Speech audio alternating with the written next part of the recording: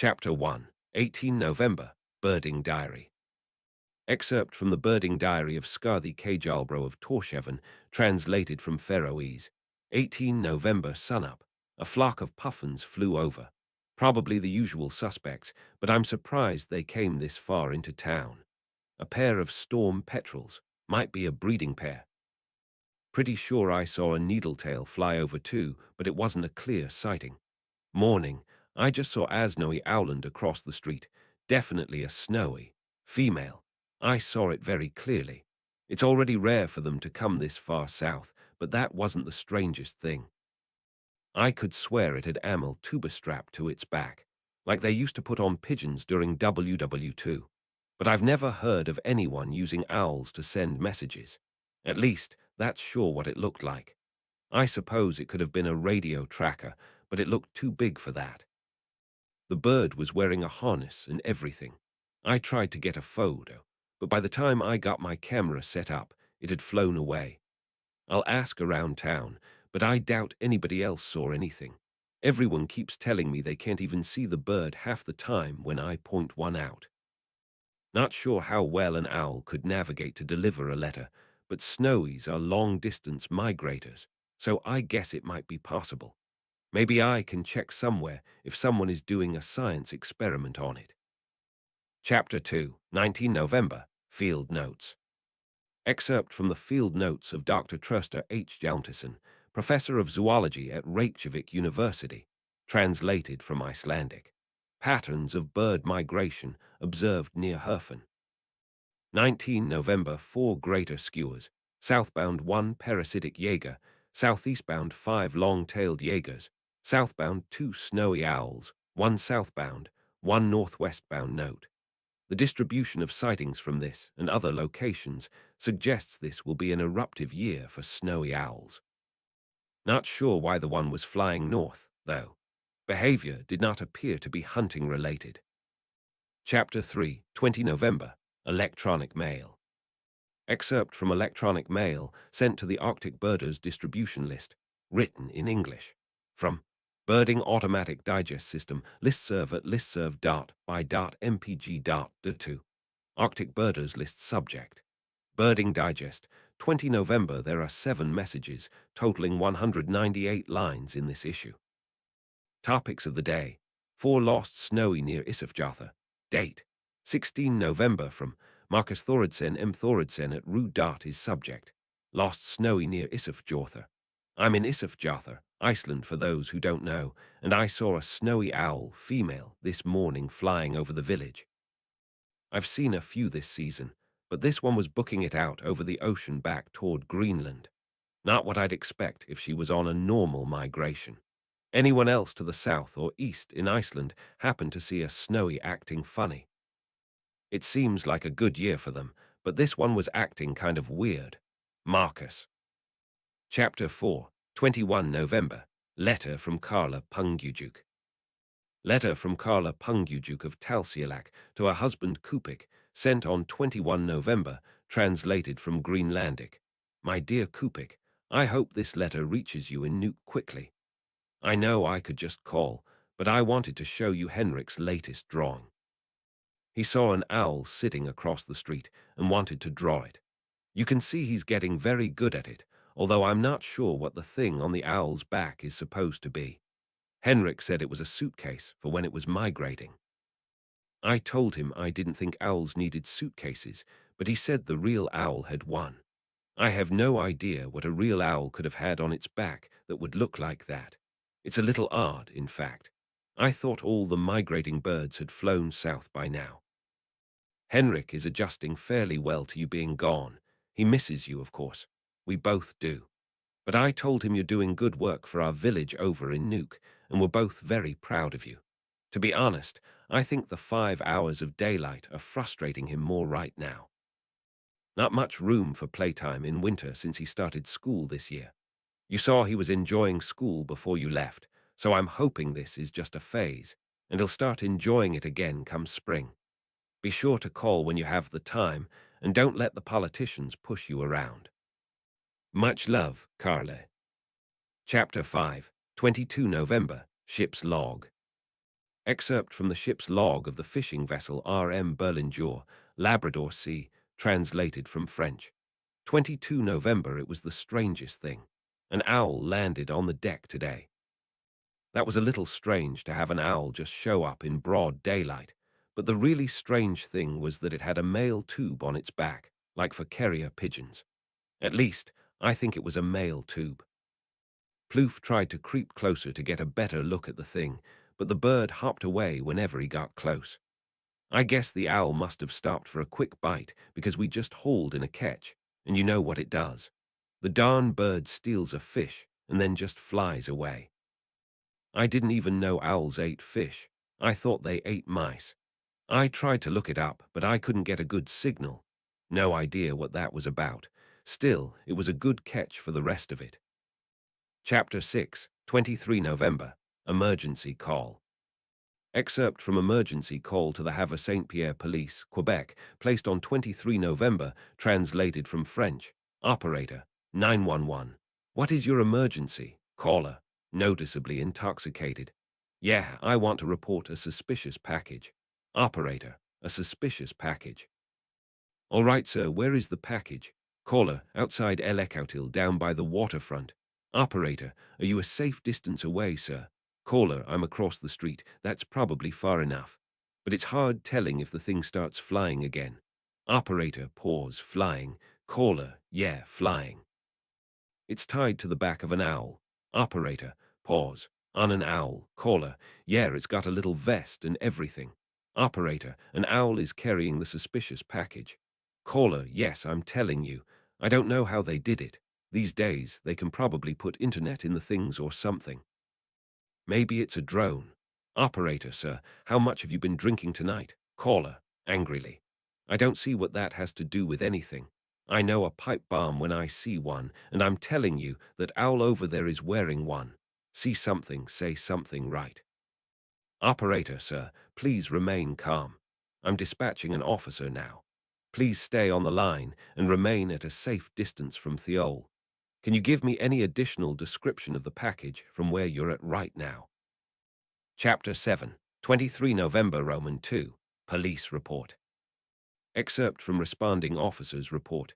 911 call from El Ecoutil, Havre Saint-Pierre, 2037, 23 November, translated from French.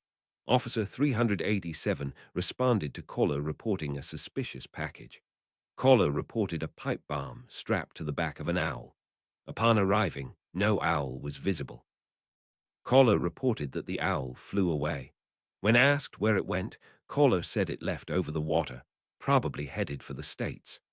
Caller was visibly intoxicated and was detained for evaluation after becoming combative. Addendum. Caller's report was forwarded to Anticosti Island out of an abundance of caution, but no additional sightings were called in.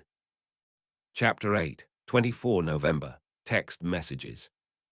Text messages between Dr. Bill Shawn and Bert Edwards of the University of New Brunswick, sent from Aroostook State Park, Maine on Thursday, 24 November.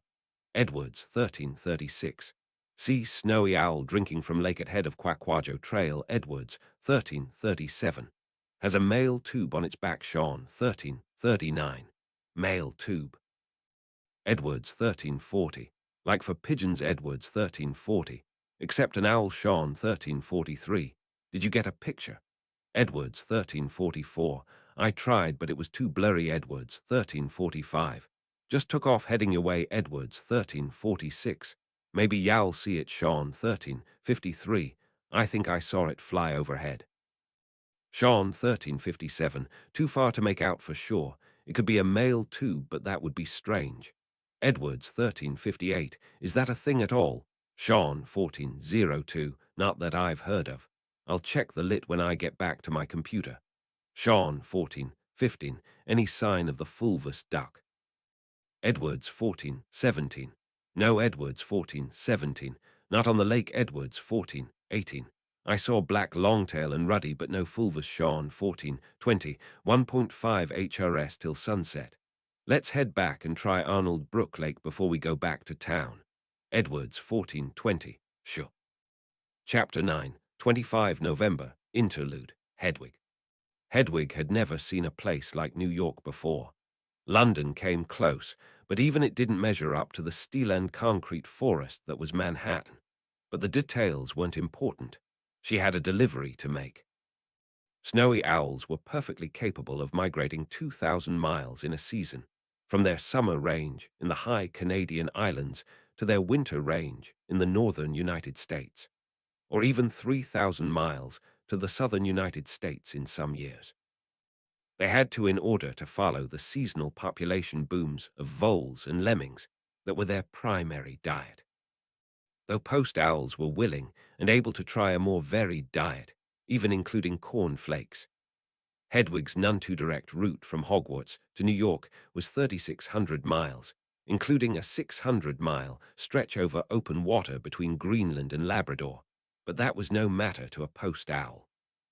If, in another life, the elderly, bedraggled Errol could manage the 400 miles from Alexandria to Crete when the Weasleys were in Egypt, Hedwig wasn't going to let a little thing like the Labrador Sea stand in her way.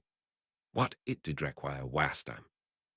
Her human had told her she could take her time, and while she wasn't about to dawdle, Hedwig was privately thankful that it wasn't a rush job over that large a distance. Spending about 8 hours per day on the clock, the entire flight took 9 days, but as a result, Hedwig was rested and ready for anything the recipient of her letter might ask of her. Hedwig didn't know enough human words to articulate it, but she was aware of how important this delivery was. Her human had told her to find her father. Her human knew his name, of course, and even his birth date, but for a blood relative, my father was all that the magic of a true post owl needed. Hedwig didn't know it mattered so much. She didn't know how many times Holly Potter had wished for some long-lost relative to come and take her away from her aunt and uncle. She hadn't known Holly when she was sleeping in the cupboard under the stairs and despairing of any hope of escaping her dismal life. All she knew was that this delivery was important to her human, most important of any in their short time together.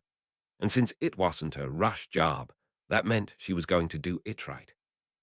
A formal delivery, first thing in the morning, relatively far from prying eyes, and bright-eyed and well-rested to take a reply back any time it was called for, and ready to peck the recipient a few times if he ignored her. Hedwig flew across the city carefully.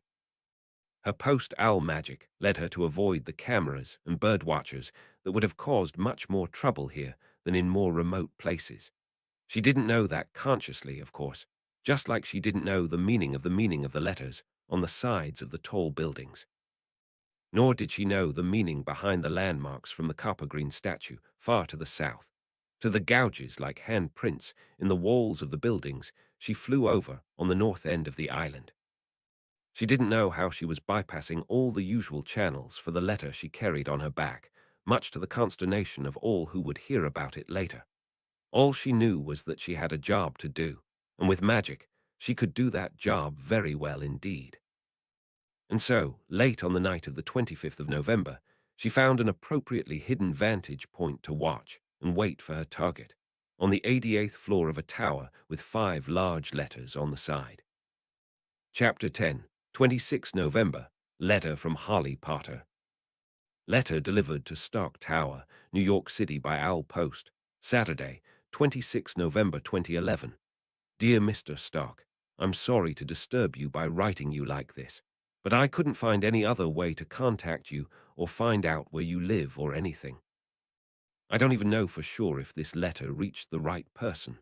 They say that Hedwig, she's my owl, can deliver it just based on what I know, but all I know is a name and a birth date, so I don't know if it worked or if you're the right Anthony Stark. If you're not Anthony Stark, I guess you can just write that on the letter and send it back, and I'll try something else. My name is Holly Lily Potter, and I wanted to write to you because I was told by a reliable source that you're my father. Or at least that my father was an Anthony Edward Stark born on 29 May 1970. I was born on 31 July 2000 in Godric's Hollow, Somerset, England, and my mother's name was Lily Jacqueline Evans, although she was Lily Potter after she got married. Maybe you can figure things out from that. I hoped I could talk to you because you're the only family I have left besides my aunt and uncle and cousin. Maybe you already know about me. That would make this simpler, but I don't know if my mum told you about me. I know my mum and stepdad, I guess, got married in a hurry 6 months before I was born, and my stepdad adopted me, so they knew something, but I don't know if they had a chance to talk to you or anything. They both died when I was a baby, and I didn't even know I had a different father until a few months ago. So that's why I'm writing to you now. I'm sorry, I don't know how I can prove it to you. I was kind of hoping you knew what to do for something like this. I don't need money or anything. My parents left me plenty, but I hoped that maybe I could stay with you next summer instead of going back to my aunt and uncle's house. I'll be at boarding school the rest of the year, so it's only a couple months, and I can help out with housework and stuff while I'm there. I just don't want to go back to my aunt and uncle. Please write back, even if you're not the right person, so I'll know if something went wrong. My school is very old-fashioned and doesn't allow phones or computers, so you'll have to send your reply back with Hedwig. All that might sound very weird to you, but that's how it works. Actually, if you've ever used a post owl before, then you can probably look up my name somewhere, and that'll make all this a lot easier. My mum and stepdad used them a lot. If you don't know what a post owl is, then you probably aren't anywhere you can look me up either. Sorry if that doesn't make sense. I don't know how to explain it better. You can send a message back with Hedwig either way. Yours sincerely, Harley Potter. Chapter 11, 26 November Roman 2, Logs from Stark Tower. Internal AV logs for Stark Tower, penthouse level, Saturday, November 26, 2011. At 0700, audio sensors detect an intermittent tapping sound on the window outside Mr. Stark's bedroom. External security cameras detect a large owl, white with black stripes, identified as a female snowy owl, Bubo scandiacus, standing on the windowsill and tapping its beak against the glass. The owl is wearing a tube on its back, resembling a larger version of the male tubes used by carrier pigeons. Current active orders from Mr. Stark include, "Don't wake me unless the tower is gonna blow up." As the present situation is ambiguous, emergency overrides are used to deploy you from the laboratory, carrying an X-ray backscatter unit to scan for explosive materials. During deployment, Mr. Stark is awakened by the owl's tapping. "Mr. Stark, Jay, is there someone knocking at the door?" Jarvis, "Good morning, sir. The door is presently secure. However, there is a disturbance at the window." "Mr. Stark, the window. There's someone at the window." Jarvis, "In a manner of speaking, sir." "Mr. Stark, what? Ah, what the hell? Raise the blinds." Jarvis, "Jarvis, I would not recommend that, sir. I am still assessing possible threats." "Mr. Stark, override. That definitely sounds like something I need to see. The blinds are raised on the bedroom window. At the same time, Mr. Stark climbs out of bed and retrieves a hold-out repulsor gauntlet from his closet. He quickly turns back to the window and sees the owl. "Mr. Stark, is that an owl?" Jarvis, "Yes, sir, identified as a female snowy owl, Bubo scandiacus." "Mr. Stark, in broad daylight." Jarvis, "Snowy owls are listed as diurnal, although it is uncommon for them to venture this far south." "Mr. Stark, is that a male tube on its back?" Jarvis, "Inconclusive. I have taken the liberty of sending up a backscatter unit to check for explosives." During this time, the owl continues tapping intermittently on the glass. 12 seconds later, the bedroom door opens. You rolls inside and approaches Mr. Stark while carrying the backscatter unit. Mr. Stark picks up the unit and walks around the bedroom, scanning the owl through the glass at all accessible angles. Jarvis, "Scan complete, sir. No explosive materials detected. It appears to be a male tube." The tapping sound on the window resumes. Jarvis, "She also appears to wish to come inside." "Shall I call security, sir?" Mr. Stark, "I'm not calling security on a bird. Go ahead and open the window." The window next to the owl opens, swinging up and out far enough to allow entry. The owl hops sideways and in through the window. She then flies up and lands on the bed. Mr. Stark, I better not have to wash those sheets after this. Owl, vocalization transcribed as Prackwoof. Mr. Stark, surprised. Jarvis, did that owl just bark at me? Jarvis, snowy owls are noted for their bark-like calls. Owl, vocalization transcribed as Prack-Prackwee. Mr. Stark, all right, all right. You've got a delivery. Mr. Stark takes off his repulsor gauntlet and tosses it back in his closet. He approaches the owl and pauses, deducing how to remove the harness. He then removes the male tube from its back. The tube makes a soft, rustling sound when shaken. Mr. Stark, well, it sounds like mail, I guess. Jarvis, are you picking up anything else weird here? Jarvis, nothing other than the general situation. No unusual contaminants detected. Mr. Stark, okay then. Let's see. Mr. Stark opens the tube and retrieves a scroll from it, which is tied with a purple ribbon. A salutation is written on the outside. Mr. Stark, that's new. To Anthony Edward Stark Fath, a cough.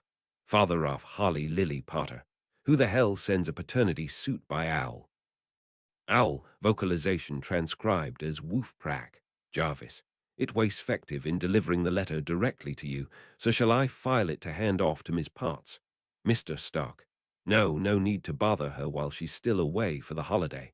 Besides, I don't think Archimedes here would like it. Owl, vocalization transcribed as squawk. Prack. Analysis suggests an indignant attitude. Mr. Stark. Anyway, I already got it. I might as well file it myself. It's parchment. Maybe it's from that princess. Which one was it again? Question passed as rhetorical. Mr. Stark opens the scroll and begins to read. The scroll appears to be handwritten. Mr. Stark, sorry to disturb you. Couldn't find any way to contact Yaomi Owl. Can deliver it based on what I know somehow. Mr. Stark briefly stares at the owl. Mr. Stark, name is Holly Lily Potter. The kid wrote this. Father is Anthony Edward Stark, born May 29, 1970. Kid, born July 31, 2000. Lily Jacqueline Evans. Pause. Doesn't ring a bell. Definitely not the princess. Lives with aunt and uncle. Parents died when I was a baby. Didn't. No, I had a different father. Damn, this is either a really clever sob story or wait, I didn't need money. My parents left me plenty. This is getting weird. Want to stay with you next summer. Can help with housework. Is she serious? This kid's either been living under a rock, or it's a weirdly clever scam. School doesn't allow cell phones or computers. Really? Jarvis, are there Amish people in Britain? Jarvis, there is no Amish community per se in the United Kingdom, sir. However, there are other Anabaptist communities, such as the Bruderhof, who share a similar lifestyle. Mr. Stark. Right, so she's been living under a rock.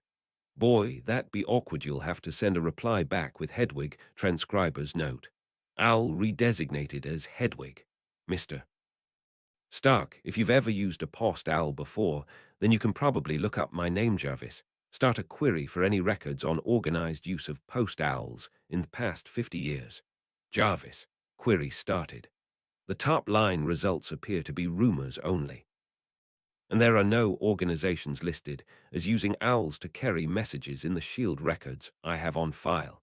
Mr. Stark. What kind of rumors we talking about? Jarvis. A variety of sightings of owls traveling in groups at unusual places and times, combined with vague accusations of secret societies using them for nefarious purposes. Mr. Stark. That's a weirdly specific accusation. Jarvis, they usually occur in the larger context of accusing people of witchcraft. Mr. Stark. Ah, tone noted as disapproving. Jarvis. As for direct evidence, the best documented cluster is a large number of daytime sightings of owls across the British Isles on the 1st of November 2001. Mr. Stark, daytime sightings of the nocturnal kind, you mean? Jarvis. Indeed, sir. Mr. Stark. Right, so there might be something to that, but they've kept a low profile and whatever it is, it somehow got a letter delivered directly to my bedroom. Are you sure there's nothing funny about the bird? No radio signals, implants, cleverly disguised robot, Jarvis. I have detected nothing out of the ordinary, sir, although there are possible methods that would not be visible to the room sensors. Mr. Stark. Okay, so nothing on that end. Mr. Stark stands silently in thought for 10 seconds, then turns and walks determinedly out to the penthouse's gallery room. 7 seconds later, Hedwig takes flight from the bed and follows him. In the gallery, Hedwig lands on the corner of the drafting table, while Mr.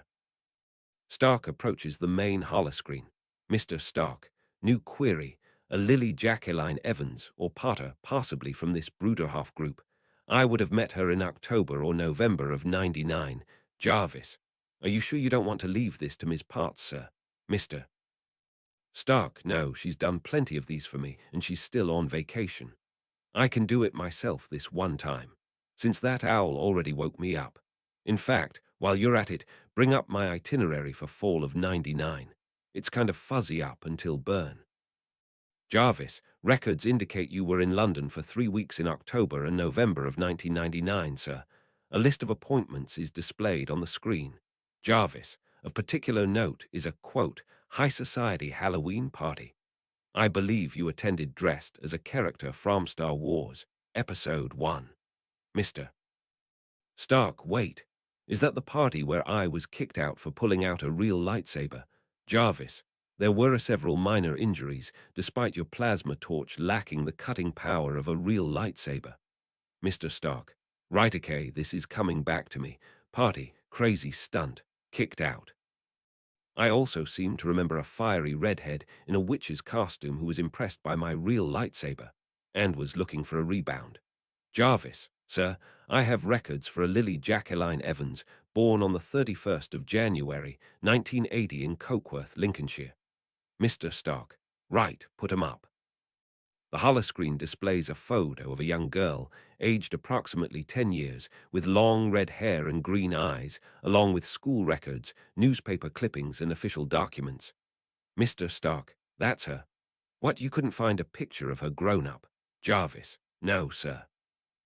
Her records are curiously sparse after primary school. I have found only a secondary school diploma, a marriage announcement, and a death certificate thus far. The school listed on the diploma appears to be closed. However, no connection with Bruderhof or any similar group is apparent. The holoscreen displays a low-quality photocopy of a secondary school diploma with GCSE and A-level results, a marriage announcement to a James Fleamont Potter dated 29 January 2000, and a death certificate dated 31 October 2001. The cause of death is listed as a gas explosion. Mr. Stark, hard to tell at that age. Could be the same woman. Is there any security footage from that night? Jarvis. None found, sir, though there may be offline archives. Shall I submit a request? Mr. Stark. Hold that thought for no married in January of 2000. So she either got back together with her ex, or she thought this James character was the father. Mr. Stark consults the scroll. Mr. Stark. No, the kid said her stepdad adopted her. Must have been her ex. Found a good man, I guess. Although, what kind of name is Fleamont? Betha didn't have a great time in school. Wait a minute, there's no birth announcement for the kid here. Jarvis, look for a Holly Lily Potter, born July 31st, 2000. Jarvis, Chekingi have a birth certificate and school records for Holly Lily Potter, though her birth does not appear to have been announced in any newspaper. His current guardians are listed as a Vernon and Petunia Dursley of Little Winging, Surrey. Records indicate Petunia Dursley was Lily Evans' sister. The holoscreen displays a black and white school photo of a young girl, aged approximately 10 years, with stringy black hair and round glasses. The girl looks similar to Lily Evans, but is slightly thinner, and she has a zigzag-shaped scar on her forehead. Her smile in the photo is visibly forced. Also pictured are the accessible portions of Miss Potter's school records, as well as a professional picture of the Dursley family. A large, red-faced man with a bushy mustache, a tall, thin woman with blonde hair elaborately curled, and an overweight blonde boy, aged approximately 10 years. Miss Potter is not in the photo. Mr. Stark definitely takes after her mother. He could believe the hair's mine, maybe. And is that a scar? Ha, wonder what did that. Well, anything else, I can't tell from the photano grades on the public net, I'm guessing. but there's no awards or articles about science fair projects, so nothing special there. Is that all, J. Jarvis? There is one other incident of note, sir. A police report from the 23rd of June of this year. A Burmese python escaped its enclosure at the London Zoo while the Dursleys and Miss Potter were in attendance. There is surveillance footage. Mr. Stark, let's see it. The holoscreen displays a video from a surveillance camera. A girl, identified as Holly Potter, stumbles into view from out of frame and falls over backwards to land sitting on the floor. 6 seconds later, two boys, one identified as Dudley Dursley, stumble into the frame from the same direction. They back away slowly from something outside the frame with frightened expressions. A further 13 seconds later, a large snake, identified as a Burmese python, Python bivitatus, slithers into view and past Holly Potter. The snake's enclosure is not visible in the frame. The snake lunges at the two boys, who run away while screaming until they reach the back wall of the reptile house. Screams from other patrons of the zoo are heard as the snake slithers out of frame. At the same time, a woman, identified Petunia Dursley, runs into view and hugs Dudley Dursley. A man, identified as Vernon Dursley, approaches Holly Potter and speaks to her in an angry tone, though his words are not intelligible. Mr. Stark, how did the snake get out? Jarvis, uncertain. Eyewitnesses reported that the front panel of the snake's enclosure disappeared. The official report labels it a structural failure, but does not elaborate. The snake was recaptured by zoo staff shortly thereafter, but the exhibit was closed and the snake transferred to another facility indefinitely. The police report notes that no broken glass was found at the scene. Mr. Stark, well, that's a little weird, but not my problem. Gimme a close-up on the kid. The view zooms in on Holly Potter's face in one of the better quality frames and compares it with her school photo. They are easily identifiable as the same girl. However, the surveillance video is not high quality enough to identify eye color or other features not visible in the school photo. Mr. Stark, still not much to go on. Pull up the records for the aunt, uncle, and cousin. Jarvis, are you looking for something specific, sir? Mr. Stark, not sure yet, but she said she wanted to leave her aunt and uncle. It'd be good to know why. The holoscreen displays public records for each member of the Dursley family, including birth certificates, school records, a marriage license, home and car titles, local newspaper features, and copious business records for Vernon Dursley. Vernon Dursley attended Smeltings Academy, a mid-range boarding school for secondary school. Newspaper articles note him as a successful boxer in both secondary school and university. He joined Grunnings, a mid-sized drill manufacturing firm, ultimately a subsidiary of Stanley Black Decker, as a junior executive directly out of university, and he was named the director in 2000. Mr. Dursley is described as a reliable and productive manager by peers, but as overbearing and difficult to work for by subordinates. Transcribers note, in this context, Mr. Dursley's position is equivalent to a CEO in the American system, albeit of a comparatively small subsidiary firm. Petunia Dursley, née Evans, is 5 years younger than Vernon Dursley. She attended a local comprehensive school in Cokeworth, did not attend university, and instead joined Grunnings as a secretary 6 months after completing school. She quit her job and became a housewife immediately after marrying. Her public records are sparse after that point, but not out of the ordinary. Dudley Dursley was born on 23 June 2000. He features in a handful of puff-piece newspaper articles during his time in primary school. However, his accessible school records and digital footprint show circumstantial evidence of academic and/or disciplinary problems. All available photos show him to be seriously overweight, even at an early age. He began attending Smeltings Academy in September of 2011. No official photos of the Dursley family include Holly Potter, nor is she mentioned as related to or living with the Dursleys in any of the newspaper articles. Mr. Stark, hold on, that's Smelting School. Is the girl there, too? Jarvis, Smeltings is a boys' school, sir, and it also advertises modern technology integration. Nor are any current enrollment records available for Harry Potter in the national system. Mr. Stark. So even if her boarding school is legit, it's not being put in the system. Or it's not legit for whatever reason who doesn't like her relatives. Doesn't show up in any of these articles. Lives like she's British Amish, but isn't. Sends letters by also what's your secret? Question passed as rhetorical. Jarvis. Need I remind you, sir, that given your prior track record in these cases, the likelihood of your paternity of this child remains low. Mr. Stark, deep breath, shaking his head. Right, right. I'm getting too worked up about this. Now I remember why I let Pepper handle these things. Mr. Stark points at Hedwig. Mr. Stark, I blame you, Hedwig. Vocalization transcribed as prac. Analysis suggests an indignant attitude. Mr. Stark, so bottom line, paternity claim from a really weird source. Nothing I haven't dealt with before. I'll draft up a reply and send it back tomorrow. Jarvis, you don't wish to send a form reply, sir? Mr. Stark, well, yes, obviously except no. We don't know where this kid is, what's up with her school, or any other way to contact her besides a litter Albert. Can't really arrange a paternity test without more information. I'll ask for a better way to contact her, then send her a form reply. Jarvis, I expect the form reply would be redundant at that point, sir. Mr. Stark, I'll worry about that later. Hedwig, vocalization transcribed as SRE.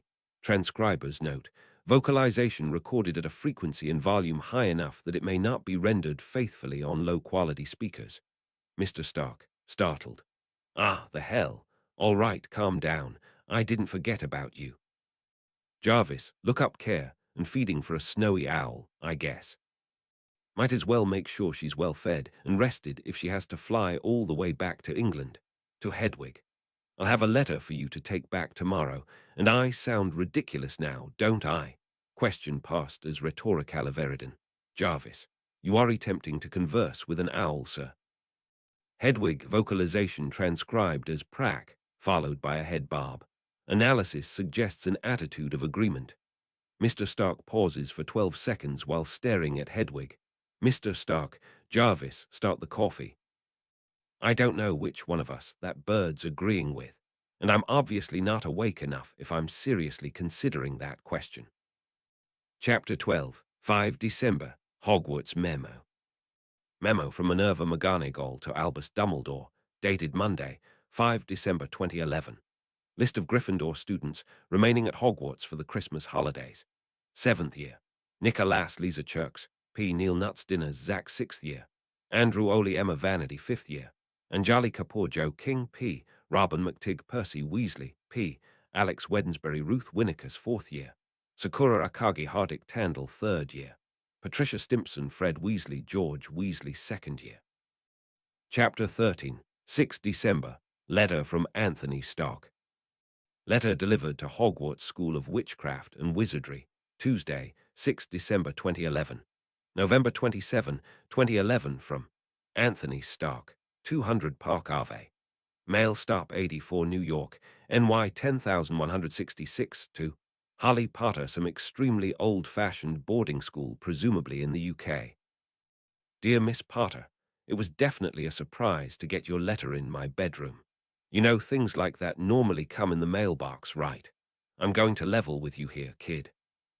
I've had a lot of women come to me over the years claiming to be the mother of my child, and all of them have been wrong. I think you might be the first kid who wrote me herself, but it's the same principle. I'm probably not your dad. Sorry. I can't be sure if I got the protection part right every time, but none of the claims have ever panned out before, and I don't expect yours to be any different. I don't know who your reliable source is, but I highly doubt they have any evidence that says otherwise. Frankly, you'd normally just get a form letter for something like this, but the whole owl thing complicates it a little.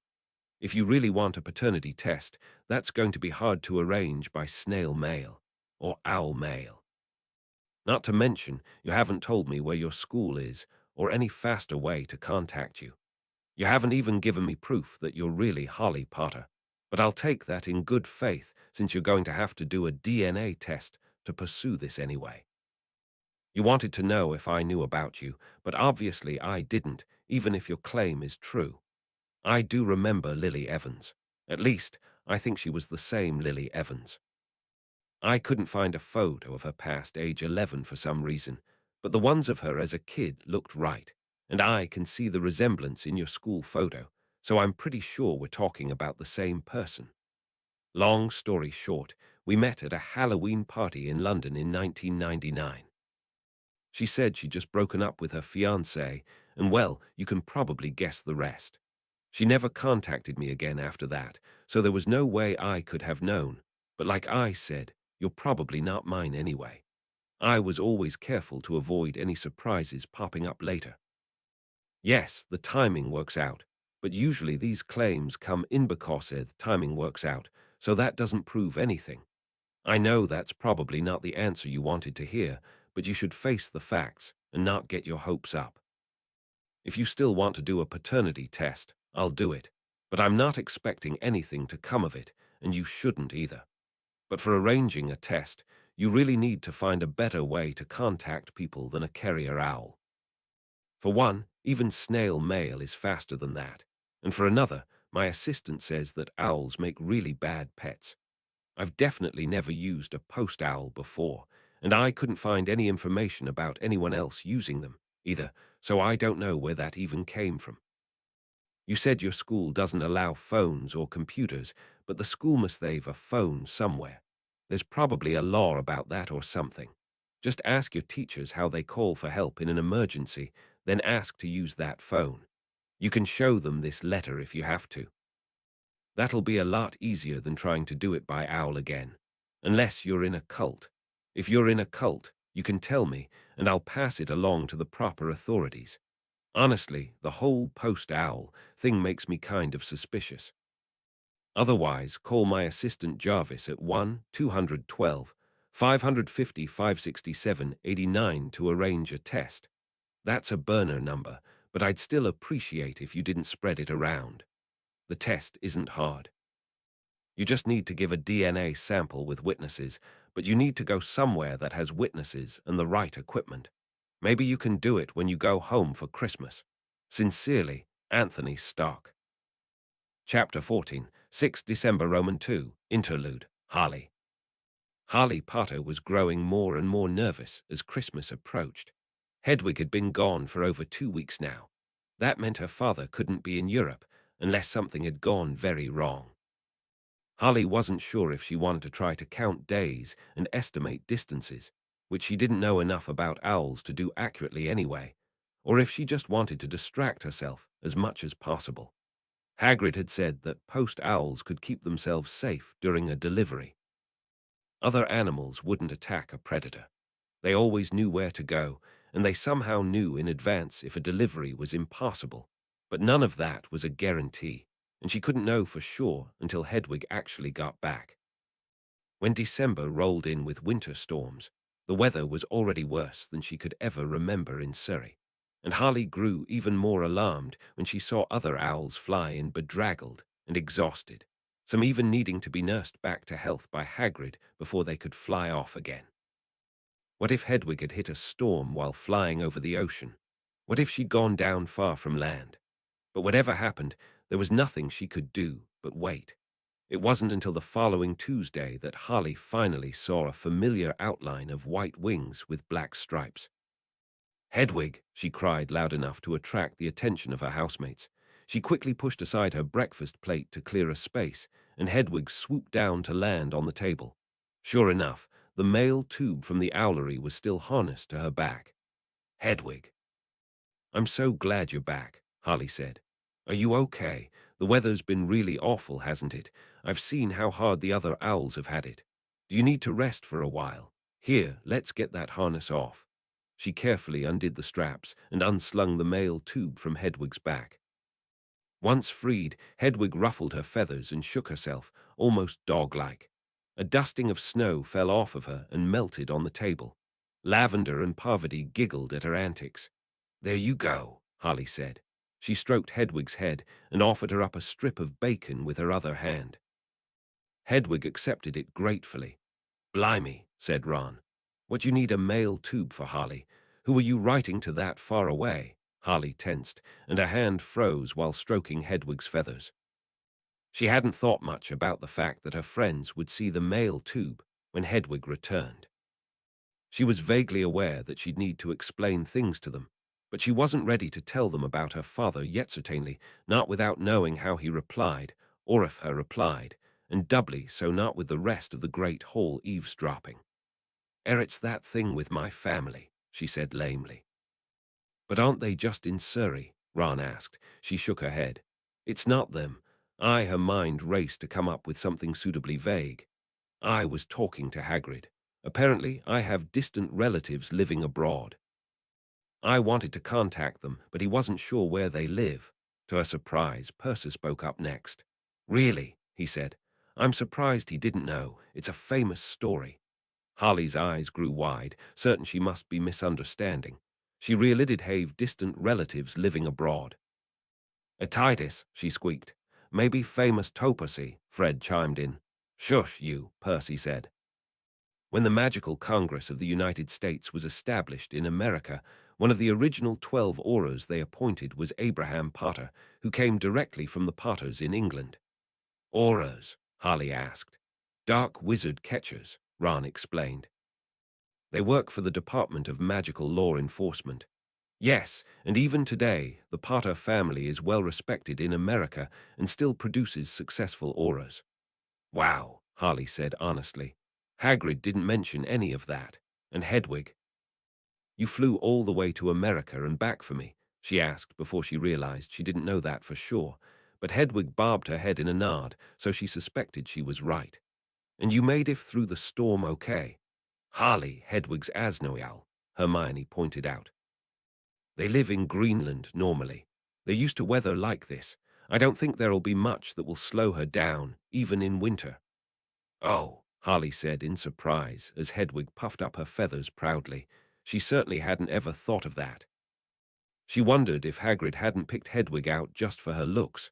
"Well," Lavender spoke up impatiently, pointing at the mail tube, "let's see what they said." Luckily, Hermione caught the look on Harley's face. "Lavender, it's obviously private," she chided. "But they're just distant cousins," Lavender insisted. "I didn't even know there were Potters in America." "It's still family business," Hermione insisted. "Hermione's right," Harley cut in. She stood up, her stomach suddenly too tied up in knots to finish her breakfast. "I need to go read Thistleone. Thank you again, Hedwig. I'll come to you when I have another letter, okay?" Hedwig nipped at her finger affectionately, then lifted off from the table again and flew out through the upper windows in the direction of the owlery. Meanwhile, Harley hurried from the great hall and back up to her dorm. She still had to go to class soon, but she couldn't bear to wait all day to see if her father had answered her. She was sure she wouldn't be able to concentrate in class otherwise. It was a good thing Hedwig hadn't arrived on a potions day. Once she was safely ensconced in her dorm, she opened the mail tube and pulled out the letter. It wasn't a scroll. It was merely rolled up and not tied or sealed, and it was a bit crinkled around the edges from the effort. And she could tell immediately that it wasn't parchment, it was paper, Muggle copy paper, and 2 pages stapled together at that. But it was a reply, at least. She unrolled the letter, leaving the paper creased and wavy as she tried to lay it flat. What she saw inside confirmed what she suspected: typed, typeset and printed on a Muggle printer, only the signature handwritten. Her father was Muggle, but her heart skipped when she saw the date at the top and the location, the 27th of November, New York. Percy had been right about America, if by accident, and the datash counted off the days, to be certain. Hedwig had taken 9 days to fly from New York to Hogwarts, and counting the days back, if it was the same the other direction, her father had only waited 1 day before sending a reply. She hoped that was a good sign, and Hedwig had evidently got to the right person, just like Hagrid said she would. Anthony Stark, whoever he was. The name Stark sounded familiar, but she wasn't in a position to look up anything in the Muggle world just now. Besides, Stark wasn't an uncommon name anyway. She took a deep breath and read the letter. Holly set the letter down on her bed and realized that her hands were trembling. She wasn't sure what she had expected. Outright rejection would have hurt. It would have hurt a lot. Outright rejection of her claim, refusing to believe her and forcing her to file a paternity suit maybe. That would have hurt too, but it was the sort of thing she could understand. But this, offering to take a DNA test and fully expecting it to be negative. And that because of a lifestyle that would have set Aunt Petunia's gossip circles ablaze. She simply didn't know what to do with that. He hadn't known about her. He hadn't just left her behind. He hadn't ignored her because he didn't want her, but it also sounded like he didn't want her. He sounded like he didn't want children at all, in fact, seeing as he'd taken precautions against any surprises. And he didn't sound like the best sort of father, either. A lot off women, he had said. So many he had a form letter for it. Wasn't that supposed to be a business thing? Or did that just mean he'd copied something off the internet, so he didn't have to get any more involved than that? She couldn't imagine any man would bring home that many women unless he was a rock star or something. She didn't want to think her mother would get involved with that sort of man either, but head'd say he remembered Lily. And then her eyes grew to saucer-sized when she remembered the next part of the letter. He had pictures of her mum. He'd found them, presumably on the internet somewhere, even if they were only of her as a child. Tears welled in her eyes as she remembered afresh, for the first time in a long time, that she didn't even know what her mum had looked like. Her aunt didn't keep a single picture of her in the house. Hagrid said that she, Harley, looked just like her mum except for her hair, at least at that age, but she'd still never seen a photo. She had to write back now, if only to get her hands on some of those pictures. But then there was the problem of how to contact him again. Hogwarts didn't have a phone. Not anywhere. According to Hermione, electronics didn't even work at Hogwarts. She'd have to come up with some excuse for that. There was no way she was going to mention magic before she convinced him that she was his daughter. If she was. Could Gringotts have made a mistake with its inheritance test? She didn't know how the test worked, but the goblins seemed very sure they were right, and they got offended when she'd suggested they weren't. But Anthony Stark seemed very sure they were wrong. She'd have to take the DNA test, of course, but that was another problem. Where and when? Her father, if he was her father, had told her to take the test at Christmas, but she couldn't go home for Christmas now. She just couldn't. She'd already told Professor McGonagall she was staying at Hogwarts. If she changed her mind now, she'd have to explain why. And Ron was staying for Christmas, too. His parents had made arrangements for him and his brothers to stay, and she'd have to explain things to them, too. And all that was nothing compared with how the Dursleys would react to her showing up on their doorstep during Christmas holidays. Her father was at least willing to take the test. That was the one silver lining. Maybe he'd still take her in over the summer if it came back positive. But until then, she was pretty sure he wouldn't want to come to Britain unless it was positive. Could she convince him to come anyway? A flight from America wasn't exactly cheap. Or would she even be able to talk to him, or only to his assistant? Would the assistant be a problem when she had to explain that she was a witch? She had no idea who Jarvis was, nor why his name was written with capital letters. And it was too late, either way. 9 days each way. Even if she sent Hedwig back now, the earliest she would get a reply would be Christmas Eve, and the Hogwarts Express went back to London on the 18th. Could Hedwig make the trip faster? She only had 11 days total, and her father might not reply right away. What if she tried it, and he didn't show up? Even if he did, what if she had to go back to the Dursleys until the test results came back? What if the test was negative after all? She'd have to tell the Dursleys why she came back, and they'd really hate her for getting their hopes up like that. No, she couldn't do it at Christmas. Luckily, she didn't need to do it at Christmas as much as she wanted to. She only needed it in June, although she also didn't really know how DNA testing worked. Couldn't you do those at home these days? Well, there wouldn't be witnesses, but maybe it could convince her father to come for her in June. If she could avoid the Dursleys then, that would be enough. Yes, she could ask about that at least.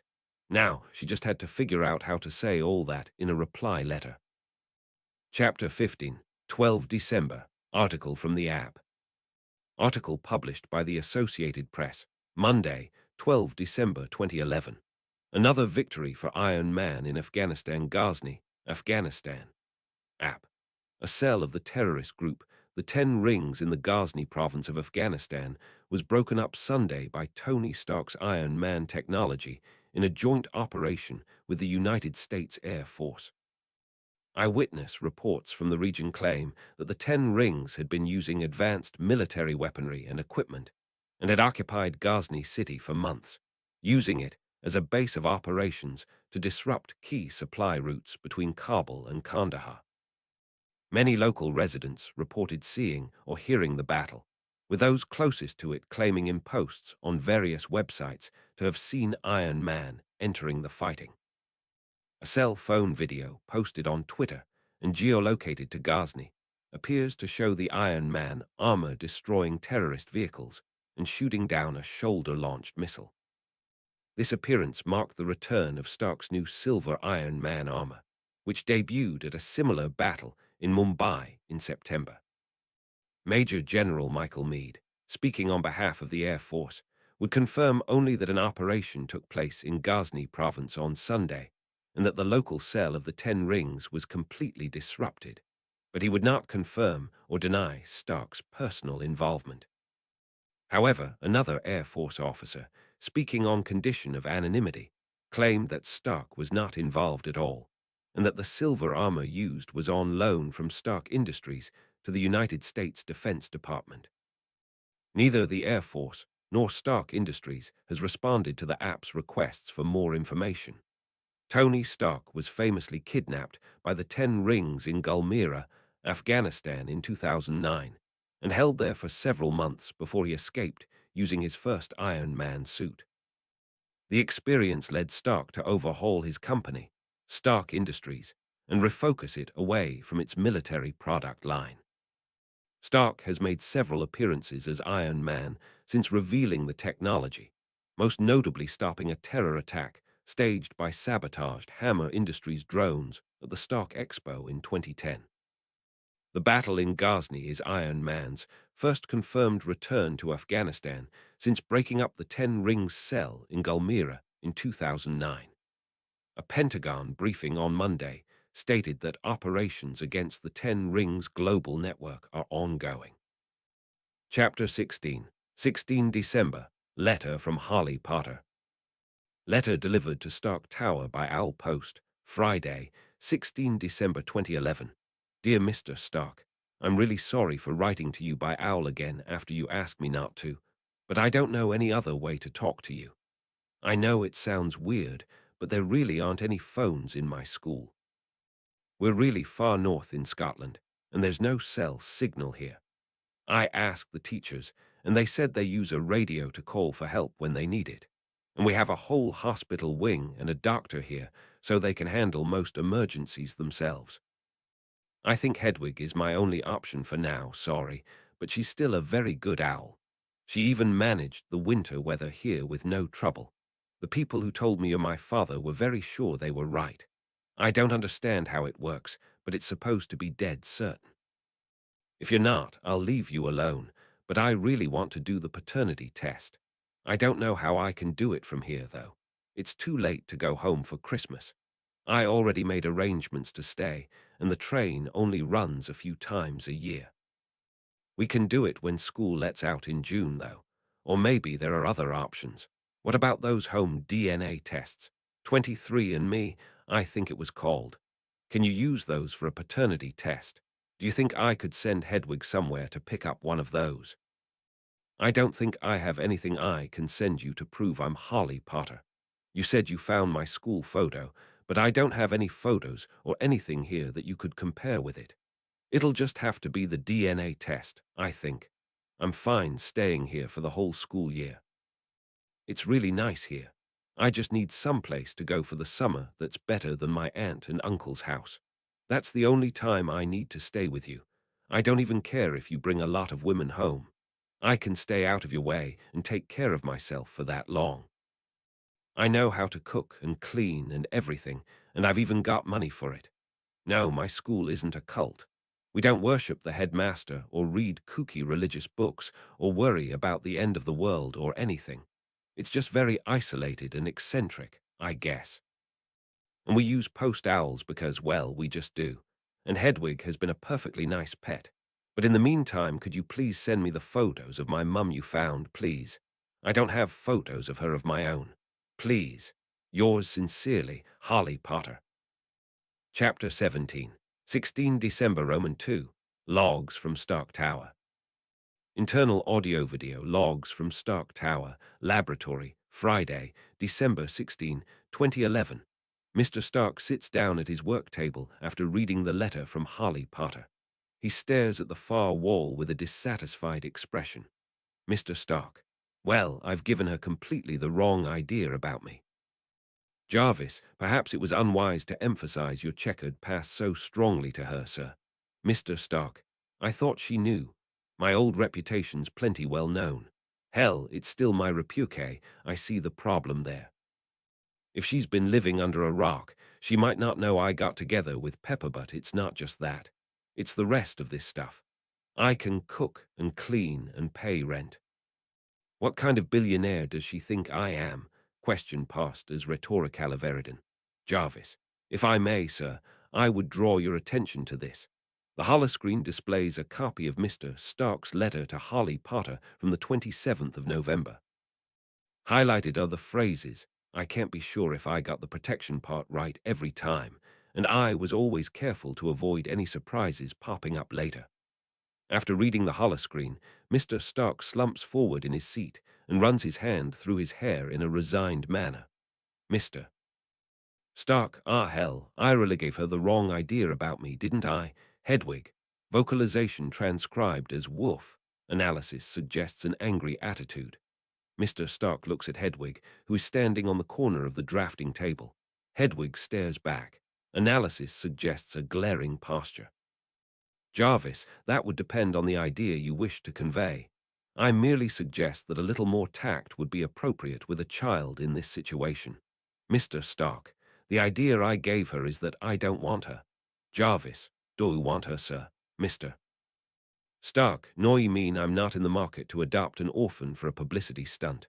But if I had a kid, I sure as hell wouldn't treat her like that. I wouldn't treat a kid like that. In fact, make a note. After she turns out not to be mine, put in an anonymous tip with the local police about her aunt and uncle. Jarvis. Noted, sir. Are you certain you don't want to hand this off to Ms. Potts? Mr. Stark. No, I messed this up. I'll fix it. I can't leave her hanging after a letter like that. Mr. Stark's mood is noted as anomalous. A detailed analysis is made. Jarvis. Do you believe her claim may be true, sir? Mr. Stark pauses in thought for 23 seconds. Mr. Stark, I don't know, Jay, there's no reason it'd be. I can't imagine wish you would know, and he wouldn't, especially if there's a third party involved. It's just there's something that feels off about her. Jarvis, I remind you that last month you concluded that you were becoming too emotionally involved with this matter. Mr. Stark, deep breath. Still right, Jarvis. Hell, maybe the kid is just devious enough to write a really good sob story. We'll just schedule the paternity test, and Mr. Stark consults Harley Potter's letter. Mr. Stark, home DNA test. Jarvis, Pepper does the paternity tests in-house, right? Jarvis, yes, sir. Mr. Stark, they can use a 23andMe sample for that, right? Jarvis, the technology is functionally identical. It would be faster and more discreet to draw from Stark Industries' own clinical supplies. However, without a verified chain of custody, the test would not be usable for legal purposes. Mr. Stark, doesn't need to be legal if she accepts the in-house test. Tell the clinic to put together a kit that'll fit in that tube and send it up. Pause. And while you're at it, print out those photos you found of the kid's mother and start a draft for a new letter. I at least need to send her back something to prove I'm not Ebenezer Scrooge. Jarvis, being visited by the ghost of your former business partner would certainly not end well, sir. Chapter 18. 25 December, Christmas gifts. Christmas gifts and letters received by Holly Potter on Sunday, 25 December 2011. Tag, attached to a hand-carved wooden flute. To Holly, from Hagrid note, enclosed with a 50-pence piece. We received your message and enclose your Christmas present. From Uncle Vernon and Aunt Petunia. Tag, attached to a large box of chocolate frogs. To Holly, from Hermione tag, attached to a personalized diary on stationery from amanuensis quills. To Holly, from Lavender tag, attached to a fancy quill and ink set from amanuensis quills. To Holly, from Poverty note, attached to an emerald green hand-knitted jumper, a large box of homemade fudge. Dear Holly, Ron told us that you weren't expecting any Christmas presents this year, and well, that's just not right. I wanted to make sure you had something to open on Christmas morning, so I made you a couple of small things. Just the same things I send to my own boys. I hope you have a good time with just a few of you in the castle. I don't know if any of your roommates stayed with you, but if they did, wish them a happy Christmas from Arthur and me. A very happy Christmas to you, Marley Weasley note, attached to a shimmering cloak that flowed like liquid silver, and which nearly made Holly faint from shock when she put it on and saw her body disappear. Your father left this in my possession before he died. It is time it was returned to you. Use it well. A very happy Christmas to you. Letter, attached to a non-branded home DNA test assembled from clinical laboratory supplies, several printouts of Muggle school photos of Lily Evans, c. 1990, a group photo of the Evans family from around the same time. December 16, 2011 from Anthony Stark, 200 Park Ave. Mail Stop 84 New York, NY 10166 to Holly Potter, some ridiculously isolated boarding school in northern Scotland. Dear Miss Potter, I think I've given you the wrong idea about me, and I get it. It's easy to get the wrong idea about me from the things you've probably heard, but I've had to learn some tough lessons in responsibility since then. You can ask any of my friends if you don't believe me. They're my friends, but they have no problem being obnoxiously honest about me. For what it's worth, I stopped bringing random women home years ago. I've had a steady girlfriend for a year and a half. I don't need to charge rent, and I definitely don't treat my house guests like they're the help. But all of that probably won't matter to you because, sorry, but I still don't believe I'm your father. Given my habits back then, it's very unlikely. I don't know how anyone else could be so sure I am, either. Maybe they could have gotten my DNA from somewhere, but there's no reason they would tell you, but not tell me if they did. In fact, I'd check if they were trying to scam you or something if I were you. Of course, you're apparently in the middle of nowhere, so maybe you can't do that right now, but a paternity test will tell you for sure, and you figured out the obvious solution for that. 23andMe doesn't do paternity testing, but yes, you can send a DNA sample by mail. Even by post owl. I got a test kit from the lab and put it in with this letter. Just follow the instructions, and if you really don't have any other way to do it, send your sample back with Hedwig. The only thing you should know is that the test won't be legal because there won't be witnesses or a chain of custody for the samples, but that shouldn't be a problem for you. If the test is negative, you'll know, and an official test won't say any different. And on the off chance the test is positive, I'll fly out there so we can do an official test as soon as you get back to civilization. Speaking of which, your story about your school is only sounding more and more sketchy. First of all, what's it even called? Jarvis can't find any Scottish boarding schools that fit your description, and he also can't find any enrollment records for you anywhere for this year. Being off the grid is one thing, but the school would still have to be registered with the government. That means either your description wasn't entirely accurate or your school's not legit, and it would be in your best interest to look into that if you can. Anyway, I printed out some of your mother's school photos for you and a family portrait of her family. There aren't any more recent ones. Not sure why, but you look a lot like her except for the hair. And maybe the eyes, I guess. Jarvis couldn't find a good color photo of your eyes. Merry Christmas and all that, Anthony Stock. Chapter 19, 26 December, Dumbledore's Notes. From the personal notes of Albus Dumbledore, file on Harry Potter, Monday, 26 December 2011, kept in shorthand. I arranged for Harley to receive James' invisibility cloak as a Christmas present. As I hoped, she used it last night. Curiously, she first used it to sneak into the library. Perhaps that was Lily showing. The alarms on the restricted section scared her off. My arrangements for Harley to stumble upon the mirror of Erist also worked. I observed her when she found it in order to ensure it did not have too negative an effect on her. From her behavior, I can conclude she saw her parents in the mirror. However, the effect on her was greater than I anticipated, as she spent much of the time attempting to communicate with them, even attempting a form of sign language at one point. I may have to intervene sooner than I expected. Chapter 20, 26 December Roman 2, Harley's Diary. From the Diary of Harley Potter. Dear Diary, my name is Harley Potter. That sounds stupid. I'm only writing this for me, right? And even a magic diary doesn't talk back, I think. 26 December 2011, I saw my mum and dad. At least, I think saw them. I think one of them was my dad. One of them was definitely my mum. So I got an invisibility cloak for Christmas yesterday. Ron says that's what it's called. All I knew was it's a cloak that makes you invisible, but that makes sense.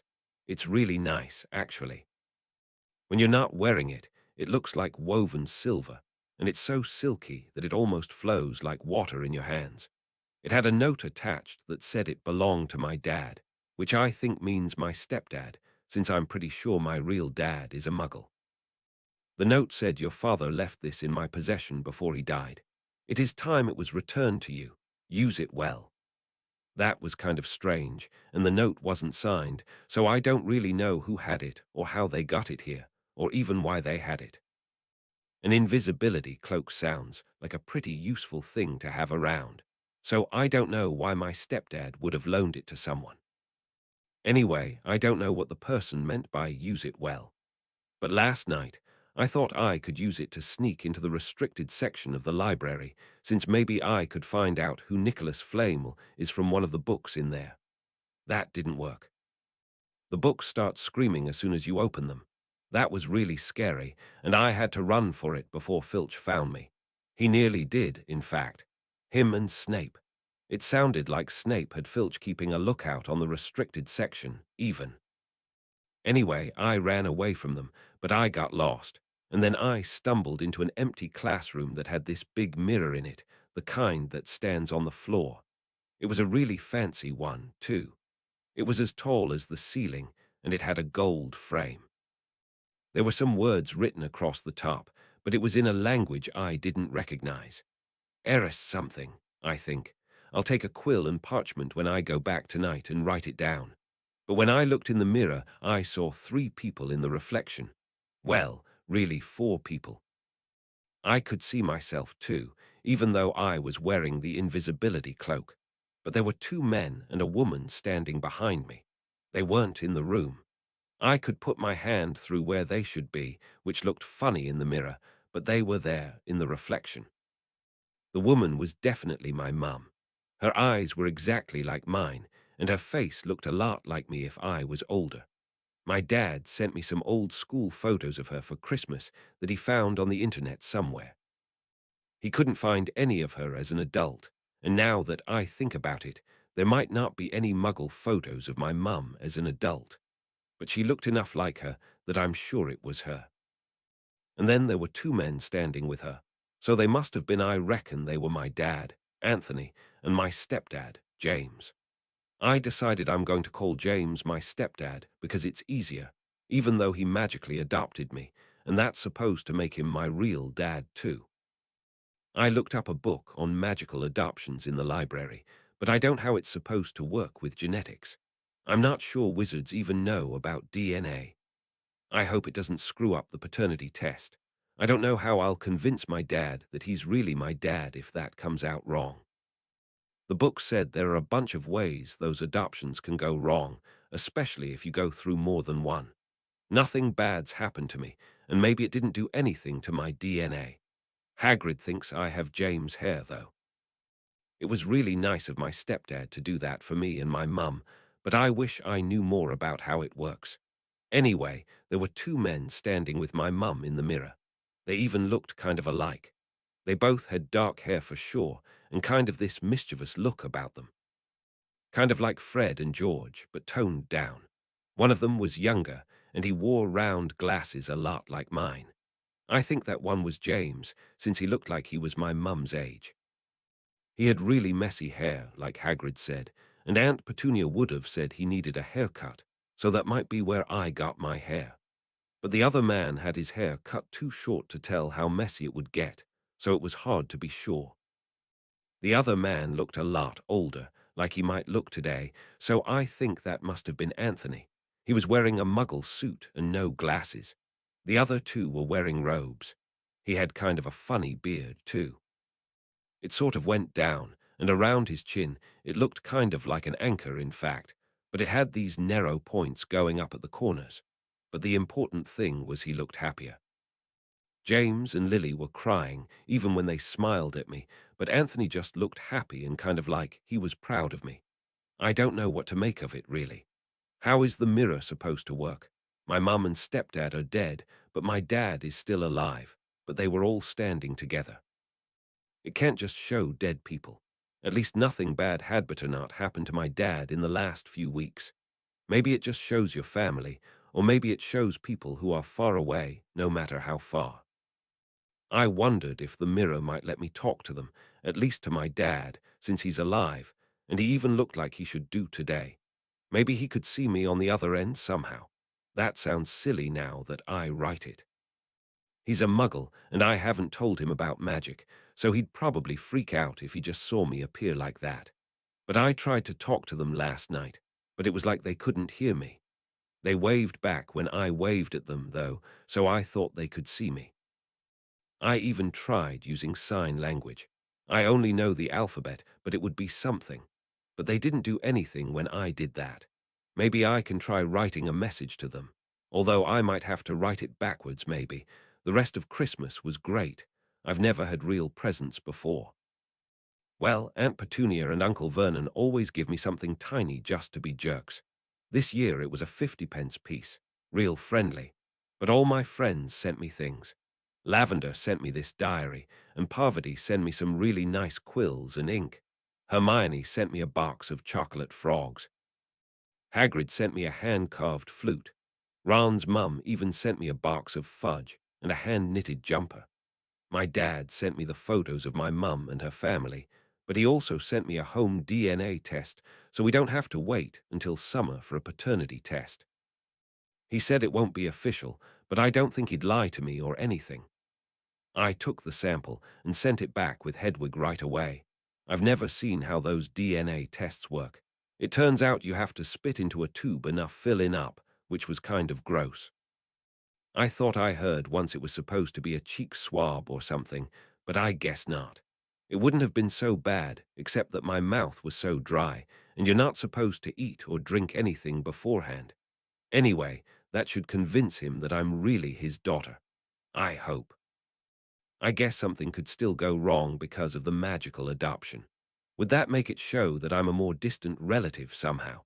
Will it show something impossible? The inheritance test at Gringotts said Lily Potter, Anthony Stark, and James Potter were all three of them my parents. Maybe a muggle test will show I'm 50 related to all three of them or something weird like that. I really hope the test comes back looking normal and that'll settle things with my dad. I was so scared to write to him last month. I was so worried he didn't want me, especially after his first letter. He said he brought a lot of women home, and he didn't want any surprises. He said none of the other tests were positive, so he didn't think mine would be either. I thought maybe he didn't want kids at all. In fact, he still didn't really say what he thought about it in his letter today, even though he's doing the test. But even what I've heard from him, he already sounds nicer than Aunt Petunia and Uncle Vernon, so it can't get any worse, right? He even said in his letter yesterday that if the test was positive, he'd fly out to Britain any time and make it official. So he's going to come for me as long as nothing goes wrong. He's actually going to come for me. God, I hope nothing goes wrong. Christmas at Hogwarts is a lot of fun. There's only maybe a quarter of the students here, but they really went all out. The great hall was decorated with a dozen Christmas trees and baubles and tinsel everywhere. There was a big feast for lunch with whole turkeys with cranberry sauce. A lot of turkeys. A ridiculous amount of turkey, honestly. I'm glad I didn't have to cook it. And there were potatoes and gravy, buttered peas, chipolatas, flaming puddings, and wizard crackers. Wizard crackers are like Muggle crackers, except they explode like a cannon blast, and they have real, proper hats inside and nicer prizes. I even got a new wizard's chess set from one.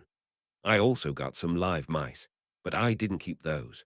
I think they might wind up as Mrs. Norris's Christmas dinner. But I got some apparently non-explodable balloons, and a grow-your-own-warts kit, but I'm not touching that one until I figure out if it can take away warts, too. Uncle Vernon already called by the Wicked Witch of the West once last summer.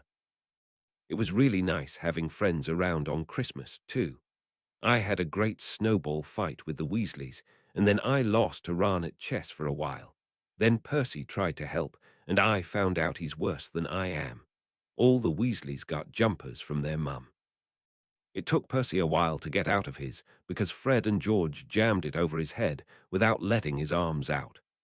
And then we had tea with Christmas cake and turkey sandwiches. They really did make entirely too much turkey.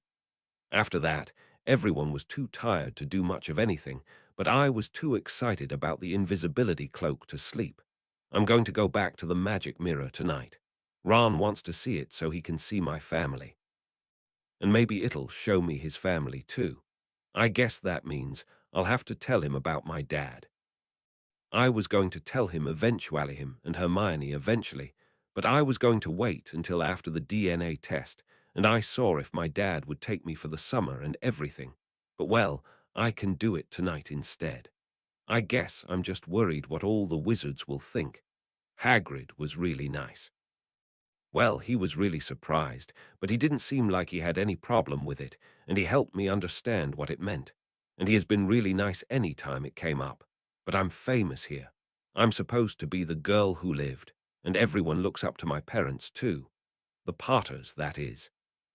And if they found out my Mumi still don't know everything that happened there, but I don't know how everyone will react when they find out James Potter wasn't my father. I think Hermione will be okay about it. She got over all the stuff she read about me in books pretty fast. I really hope Ron won't make a fuss, though. Chapter 21, 27 December, Dumbledore's Notes.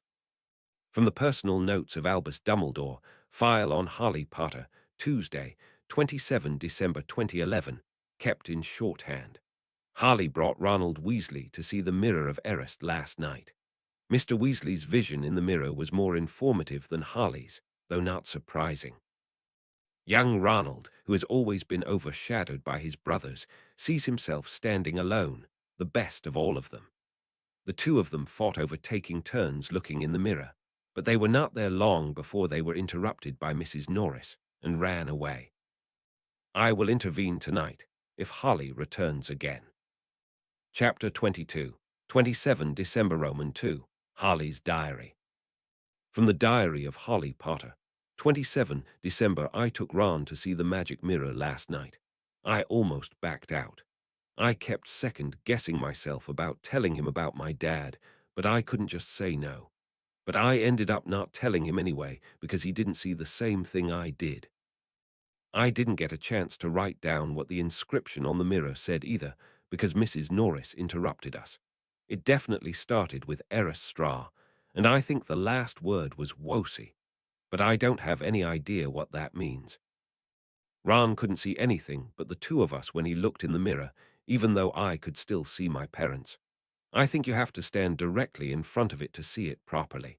When I stepped aside and told Ron to stand there, he couldn't see his family or me family. He said he only saw himself, But he looked older in the mirror, and he was head boy and Quidditch captain, and he won the House Cup and the Quidditch Cup. I just don't get it. What is it supposed to do? Ron thought maybe it showed the future, but that can't be because my mum and stepdad are dead. Except my dad's alive, so it can't just be the past, either. Maybe it always shows different things to different people. It's so annoying. I feel like I can almost see what it's supposed to be doing, but I keep missing something. Anyway, we couldn't both use the mirror properly because it's like you have to stand directly in front of it, so we kind of started fighting about who could look at it. I wanted to see my parents again, and I guess we were too loud because Mrs. Norris found us, and we had to run for it. Ron doesn't want to go back again tonight, and he said I shouldn't go back either. He says he has a bad feeling about it, and I might get caught my filch. He's starting to sound like Hermione, honestly. I have veto go back tonight. I just the veto. Ron just doesn't get it. He's got a big family he can see any time. The mirror's all I've got besides those photos from my dad.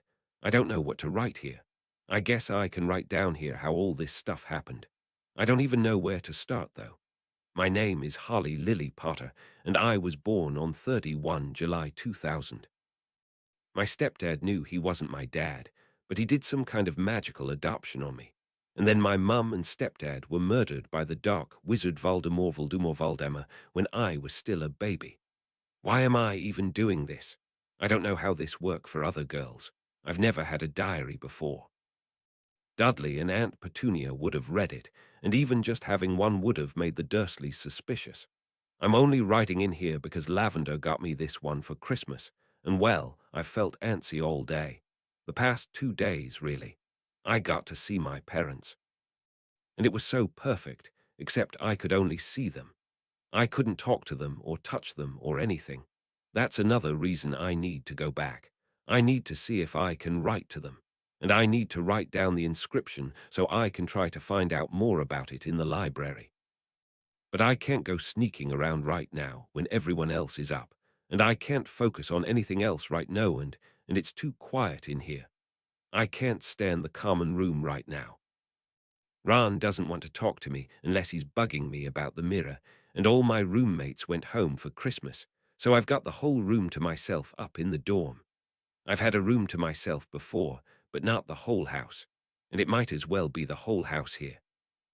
I can't hear a thing through the stone walls. It's not like back at Privet Drive, where I can always hear Dudley playing video games or Uncle Vernon snoring at night, and I just need a distraction. I still can't stop thinking about that mirror. I can't wait till tonight to see it again. I have to write something just to take my mind off it, so I guess that's why I'm doing this. And I don't know what else to write except explaining how this whole thing got started. That would make this diary make a lot more sense, right? Even though I'm the only one who's going to read it. On my birthday last summer, Hagrid showed up and told me I was a witch and that I could go to magic school. I didn't know about magic at all. I knew weird stuff kept happening around me, but Aunt Petunia and Uncle Vernon told me there was no such thing as magic, so I thought there must be some other explanation. Besides, there were stories about other weird things happening on the news, sometimes like that big green monster that attacked New York last year.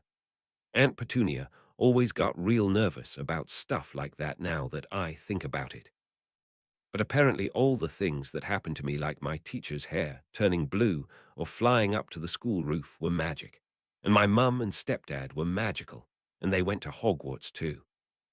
But Aunt Petunia hates magic and thought my mum and I were freaks, so she didn't want me to find out about it. Plus people would randomly bow to me and shake my hand because I'm famous in the magical world, which is still really weird. Hagrid said there was a war going on in the magical world around when I was born, or something like a war. Maybe it was more of a terrorist thing. But the dark wizard Voldemort was gathering followers and trying to take over the magical world, and he killed anyone who got in his way. From the way Hagrid talked, it sounds like it was really bad. Everyone's still terrified of him, even though he's been gone for 10 years, and they say Dumbledore was the only person Voldemort was afraid of. Actually, I wonder if it's supposed to bevel demort Voldemort. It sounds French. I've never seen it written down, though. Nobody likes to even say his name, like they're still scared of it. I think that makes it sound creepier than if they just said it. It gives me the shivers when everyone says, you know who, instead. Anyway, Valdemar or Voldemort was trying to take over, and my parents were some of the people who fought against them. But he found out where they were hiding and came to our house and killed them. That was on Halloween of 2001. Then he tried to kill me, but something went wrong somehow. The curse he used backfired or something, and it destroyed him instead, and all I got was my scar on my forehead that looks like a lightning bolt. It still hurts once in a while. I guess curses can do that sometimes. I don't know how it happened, and Hagrid said nobody else does either. I sure didn't do anything. I was only a baby. All I remember is a flash of green light and this evil laugh coming from somewhere. I didn't think you could remember things from that young, but maybe that's magic too. But on my birthday, Hagrid came and took me away from the Dursleys, and we went to Diagon Alley to buy my school supplies. You get to Diagon Alley through the Leaky Cauldron, which is a dingy-looking pub in London. But when we got there, everyone recognized me, I guess by my scar, and they were all excited to see me and wanted to shake my hand. Hagrid told me I'm famous because I'm the only person who ever survived when Valdemar came for them, and they call me the girl who lived. I don't like it so much, honestly. I didn't even do anything, and I don't know how it happened. I'd much rather be famous for Quidditch. Diagon Alley was great, though. There was Magi's everywhere. Most everyone was wearing wizard robes and hats, of course, and there were shops for things like cauldrons and owls and broomsticks, and a lot of them were advertised with color-changing signs and such. I mean, you could owe something like that with Muggle technology, but it would probably be expensive, and no one really does that except for selling tellies. And I even saw a few people in color-changing robes, and that would be a lot harder, and they would need batteries. Here's where things get even crazier. We went to Gringotts, the wizard bank. I wanted to look at everything, but Hagrid said we needed to get money first. He said my parents left me plenty, and we needed to go to Gringotts for it. Gringotts is run by goblins. They're really no nonsense and a little creepy looking, and they're really intimidating even though they're shorter than I am, probably because of the battle axes. So Hagrid went up to the teller and said, "We're here to get some money out of Harry Potter's vault." Something close to that anyway. Then the goblin looked at my vault key and said it was in order, but then he asked me if I had proof of identification. Hagrid was surprised. He said, "I've never needed proof of identification before." But the goblin said, "You've never visited Gringotts with a celebrity before, especially one on her first visit." And it was a whole thing. I don't remember all of it, but he said something like, "There have been many attempts to access the Potter fortune over the years, and even stealing the key wouldn't be out of the question. Do you have proof that you, Hagrid, have permission to take money from the vault?" And Hagrid said, "No, Dumbledore didn't mention that."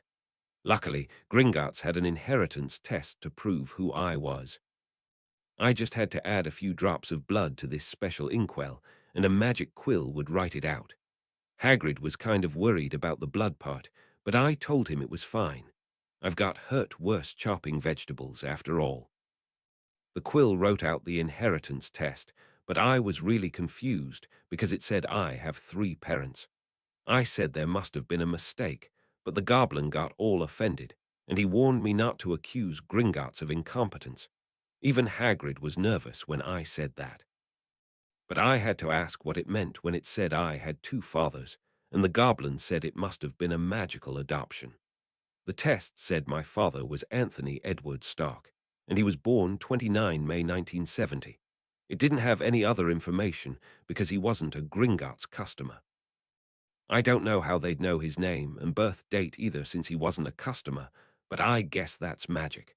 Then it also listed my stepdad, James Fleamont Potter, not sure what kind of name Fleamont is, and there was a paternity record for him dated a month after he was born. That means he adopted me with a magical adoption, which would make me magically a Potter and heiress to the Potter fortune. But Anthony Stark is still my biological father. Or maybe he partly is. Like Isid wrote before, magical adoptions aren't really clear on that.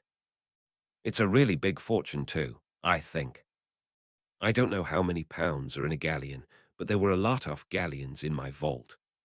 According to Hagrid, Lily and James started dating when they were at Hogwarts, but they broke up and got back together a couple times after they graduated, and my mum met my dad during one of the times they were broken up, so I think my stepdad knew I wasn't his from the start. That sounds kind of bad, like Lily and James didn't have a good relationship, but Hagrid said they really loved each other, and the fact that James married my mum and adopted me proved it. I tried to ask him why it all happened that way with them, but all he would say is war does funny things to people. There was a lot of other stuff in the inheritance test too. Like I apparently had a guardiano, I'll just copy it down. Gringotts inheritance test, 31 July 2011, witnessed. Ardbert, senior banker Holly Lily Potter B. 31 Jul 2000 customer vault. None family record. Head of House Potter in Regency record. Albus Percival Wulfric Brian Dumbledore, 2 Nav 2001 family vault. 687 supervised access, guardianship record. Sirius Orion Black, 31 Oct 2001 suspended guardianship record.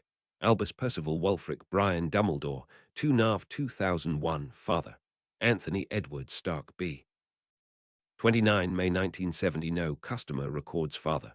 James Fleamont Potter paternity record. Holly Lily Potter, 31 Aug 2000 B. 27 Ma 1980 D 31 Oct 2001 customer vault. 446 closed family record. Head of House Potter deceased family vault. 687 transferred mother. Lily Jacqueline Potter, née Evans B. 31 Jan 1980 D 31 Oct 2001 customer vault. 2125 closed family record. Muggle-born deceased marriage record. James Fleamont Potter, 29 Jan 2000 family vault. 687 transferred. So after my parents died, I was supposed to have a guardian, Sirius Black. But Hagrid said Sirius Black went bad and was secretly working for Voldemort. He got arrested and sent to Azkaban, the wizard prison, and then Dumbledore was made my guardian. I guess that makes sense since he was the only one Voldemort was afraid of. I'm not sure why the test didn't mention the Dursleys as guardians. Well, Hagrid said Dumbledore is my magical guardian, so he's in charge of things related to the magical world. So maybe it just doesn't list where I actually live, but I guess it could be because they're muggles. Hagrid said I went to the Dursleys because they were my closest relatives, or everyone thought they were. I wish I could have gone to live with my dad from the start, but Hagrid thought my mum and stepdad never contacted him because they were already in hiding, and Framhi's letters me dad's letters.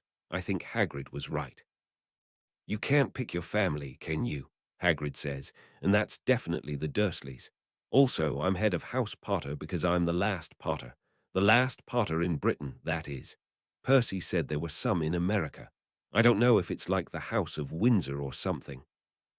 Wizards don't have their only royalty or nobility, I don't think. And I'm sure if someone like Malfoy were noble, he'd have said something. But it sounds like House Potter is important enough, or maybe just rich enough to have a regent. Which sounds weird. Don't regents have to rule over something? If it's just money, it's a trust fund. Trustee. I think it's a trustee in the Muggle world, but maybe a regent is what wizards call a trustee. Anyway, Dumbledore is the regent or trustee or whatever for House Potter. That's probably because Ihesh was my guardian. Maybe. I hope that didn't go to the Dursleys too. I'm sure they don't know about the money, or they would have taken it all by now. It being wizard money wouldn't stop them from that. Maybe it was something my parents worked out with Dumbledore separately. I'm not sure what it means that James and Lily had personal vaults that got closed. Well, I guess Lily would have had her own vault before she got married. Maybe James's parents gave him his own vault when he was younger, like an allowance. Wait a minute. James's parents might have been still alive when he left home and got married. He would have had his own vault then, and then it would have gone back to the family vault when his parents died. I can't believe I never asked about my grandparents. I don't know what happened to them. They must have died before my parents did, because James was head of house potter, but I don't know anything about them. And I don't know what happened to my mum's parents either. Aunt Petunia wouldn't talk about them, not even when Dudley asked, now that I think about it. And she didn't have any pictures of them in the house. There are pictures of Uncle Vernon's parents there, but not Aunt Petunia's. Did she hate them too because they favored my mum? That's just messed up. I think Aunt Petunia said once that they died before Dudley was born, but she didn't say how. I don't think they would have been that old. It would be kind of odd for both of them to die that young. But it can't have been because of the war, right? Or could it? My mum fought against Valdemar, and his followers might have been able to find out who her parents were. Maybe that's what happened to James's parents too. Once I figured out what the inheritance test meant, I noticed there was no death date for Anthony Stark, so he was probably still alive. I mean, it was possible he was dead, and Gringotts didn't know because he wasn't a customer, but I figured he was probably still alive. But there was no address or any other way to contact him, and Stark isn't such an unusual name, so I didn't know how I could find him, even if the Dursleys let me use their computer. I didn't even know if he was a wizard or a muggle. Hagrid thought he might be a muggle, or at least didn't go to Hogwarts because he, Hagrid, had never heard of him, but he didn't know for sure. I kind of just let it sit for a while because I had no idea what to do about it. I didn't want to tell the Dursleys if I couldn't find him. Besides, I thought he might not even know about me because he never came looking for me. And then it took me a couple weeks into the school year to even have time to look into it. I was too busy finding my way around the castle and trying to catch up with everyone who had wizard families in the schoolwork, and accidentally getting on the Quidditch team to worry about anything else. But after a couple weeks, I went to Madame Pince in the library and asked if I could see the student records. She thought I was looking up Lily and James, so I did that, but I told her I was looking for someone else too. She looked kind of suspicious when I said that, but she always looks suspicious of students around the books. I told her I was looking for someone who was supposed to be a distant relative. She told me where to look, but there was no Anthony Stark enrolled in Hogwarts any time in the 1980s. When I looked up my mum and stepdad, there wasn't a lot in the records in the library, but they said James was a chaser on the Gryffindor Quidditch team, and he won the Quidditch Cup 3 years running. The weirdest thing was I found out my mum was in the same potions class with Snape, and they both won awards for excellent potion making. I wonder if Snape hates me because he and my mum were rivals. That would be dumb if he does. It's not my fault. I'm not even that good at potions. Maybe it's because I'm not as good as my mum. No, that can't be it. He definitely didn't like me even before he saw my potion making. I wish I knew what his problem is, but I'm not crazy enough to just ask him. Madame Pince also said James probably had a bunch of records in Filch's office. He was a menace, according to her, so I guess he got in trouble a lot. Kind of weird compared with everything else I heard about him, but maybe he got better when he was older. About a week after that, I decided to ask Madame Pince if she knew a way for me to find someone who hadn't gone to Hogwarts. It wouldn't help if he was a muggle, but if was a wizard who just hadn't come here, I thought he might be listed somewhere. I didn't tell her I thought he might be a muggle. She asked me enough questions as it was. But she eventually told me that if he didn't write a book and wasn't important enough to get into a book, then my best bet was to look at the birth announcements in the Daily Prophet, but even those didn't cover everybody. The library has a whole section of Daily Prophet archives, so I checked 29 May all the way through 30 June of 1970, but there was no Anthony Stark there either. So I figured he was probably a muggle, and I was out of luck. Maybe he was a wizard from overseas somewhere, but a muggle seemed more likely. After all, my mum was muggle-born and knew a lot of muggles. But I wasn't going to ask Aunt Petunia if she knew him. I'm not telling the Dursleys anything until I know for sure that he's coming. I don't want to know what they'd do if I were wrong. I kind of lost track of doing anything about it after that. But after Halloween, I really wanted to try looking again. See, on Halloween, I remembered it was the day my parents died, and I was kind of uncomfortable with it being a celebration for the school. It was still a normal Halloween feast, up until the troll. They weren't celebrating Valdemar's fall like it was VE Day, or calling it Harley Potter Day, or some such nonsense. But I still wasn't in the mood so much like the rest of the school. But it wasn't really about that. It was just that Icknoy still had family out there. Family that might even be able to take me away from the Dursleys. And I wanted to find him, but I had no idea how. I think in a Muggle TV show, that's where someone would hire a privateer to track them down, but I can't do that from Hogwarts, and I don't think I could do it from Little Winging without the Dursleys noticing either. But I had to do something, so I asked Hagrid if there was any other way to find someone in the magical world. Hagrid's the only other person who knows about my dad, besides the goblins, I guess. And Hagrid told me I had the answer right there the whole time. Hedwig could take a letter to him. It turns out post owls have really powerful magic, and they can find anybody anywhere, and you don't need an address. You only need a name. So I just had to write a letter to my dad directly, and she could take it to him anywhere. Well, almost anywhere.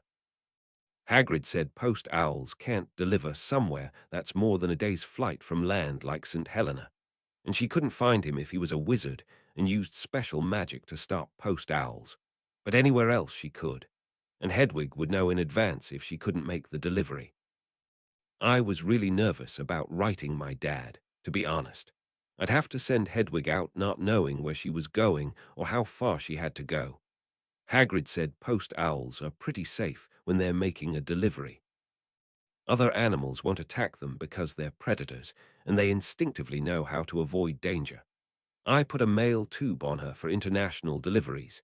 Hagrid said owls need their beaks and feet free on long deliveries, and I told her she didn't have to rush. I didn't need an answer until next summer, and I wanted to make sure she'd be safe.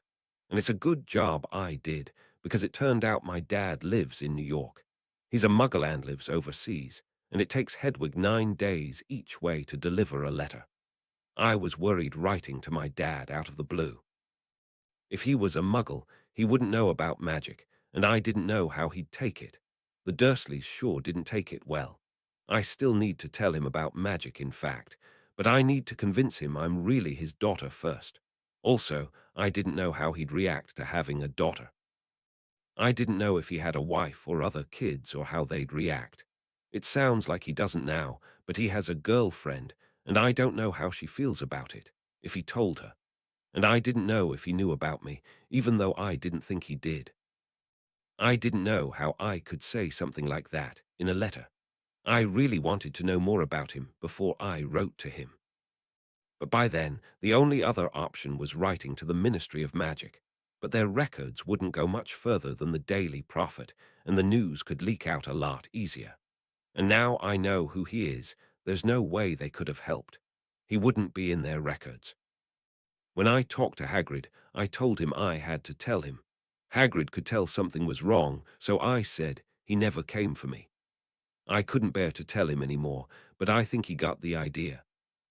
I'd wished for so long for some long-lost family member to come and rescue me from the Dursleys, but then I found one, and he never came for me. I didn't know what I'd do if he didn't want me. Hagrid told me he didn't think my dad knew about me. With the war and my parents being in hiding from Valdemar, he didn't think in Eonknu that James wasn't my dad. He thinks they probably didn't know either until they were already in hiding. And with my real dad being a Muggle, he especially wouldn't have found out about me. Hagrid told me, you can't be afraid to give him the chance to come to you, and if he doesn't, then he's not worth bothering with 'cause he can't see what he's missing. Even after that, it took me a while to write the letter. I didn't know what to say or how to say it. And I was scared to dump everything on him at once, even without the magic part. I don't know how he would have taken it if I'd written all this mess to him instead. I finally did send my letter to my dad in mid-November. I told him I'd heard from a reliable source that he was my father. I gave him my name and birth date so he could hopefully find out who I was, and I asked him if I could stay with him next summer. I even told him I didn't need money. I didn't know if that would be an issue. It definitely would have been for the Dursleys. I've heard that Muggle paternity cases can get really ugly about things like that. Luckily, he sounds nicer than that in his letters, so I don't think the money will be a problem. Well, what he actually said was, I don't need to charge rent, and I don't treat my house guests like the help. But it still sounded a lot nicer than the Dursleys. Really, after everything, I wasn't sure it would even work. And it took almost 3 weeks for Hedwig to get back, but there it was. From Anthony Stark. And it was definitely the right Anthony Stark, because he remembered my mum. He really did write his name in quotation marks in the address line. I don't know why he did that, but he didn't do it in the signature, so maybe it's just a postal thing. He also says he has an assistant named Jarvis, but he spelled his name with all capital letters. I don't have any idea what's going on with that. He didn't believe me that I'm his daughter. Isid wrote yesterday he used to bring a lot of women home, and he's had a lot of them claim to have his child, but none of them ever have been. But that's what the DNA test is for. And he said he's sorted out his priorities and has a steady girlfriend now, so that's good at least. He still didn't really say if Hugh skids, and he didn't mention what his girlfriend thought. But he's willing to take a paternity test, and he's even willing to fly to Britain to do it if it's positive, so that's already better than the Dursleys. The Dursleys would never, ever do that for me. Also, he's suspicious about Hogwarts, since I said there aren't any phones or computers here. He even tried to look it up in the Department for Education, and of course he couldn't find it, which probably doesn't look very good. He didn't say it, but I think he might still be worried Hogwarts is a cult. He asked me about that in his first letter. I hope he doesn't think witches are Satanists or something. I've heard more people believe things like that in America. I don't know what he'll think when he finds out Hogwarts is a magic school and not a muggle school. I think he was confused by Hedwig too, but an owl carrying a letter should at least be evidence that this isn't totally crazy, right? Maybe he thinks it's a cult, but it's still a cult that can train owls to deliver mail, so that's something. Okay, that sounds dumb when I write it down. Still, Hedwig delivered my letter directly to his bedroom without even knowing his address. That should tell him she's got some kind of special powers. Anyway, I've got 2 or 3 more weeks before I'll see his answer, but unless Gringotts is wrong, and they don't like to be told they're wrong, the test will be positive, and then we can sort things out properly. I'll write down how things go at the Mirror and what I find out tomorrow. That still sounds weird when I write it. I'm still not writing Thistonion but me. Maybe that's why other girls write Dear Diary, because it sounds less weird if you're writing to somebody else. Chapter 23, 28 December, Dumbledore's Notes. From the personal notes of Albus Dumbledore file on Harry Potter, Wednesday, 28 December 2011, kept in shorthand. Harry returned to the Mirror of Erised last night. I originally planned not to let her brood over it at all, but I was interested to see that she placed a quill and parchment on one of the desks. I happened to be sitting close enough to see, and I was curious what she would do with it. She began by writing down the inscription above the mirror, which seemed promising. I was then concerned to see her write, "Can you read this?" in large letters backwards across the parchment, still hoping to communicate with her parents. I let her carry on only because I knew she would also see the mirror's inscription backwards as well, and would understand it for herself, which worked wonderfully. I'm afraid I startled the poor girl quite badly when I made myself known, but she calmed down when she saw I was not there to punish her. She deduced the mirror's function quite easily when she saw the inscription the right way around. Though I believe it was good that I intervened when I did to prevent her from starting a conversation with the fictions in the mirror. She told me that she had seen her father holding a writing tablet, as if to write an answer to her. Not a common result of looking into the mirror, but surely an exceptionally dangerous one. The similar tale of the resurrection stone shows that very clearly. Holly accepted gracefully that the mirror would be moved today.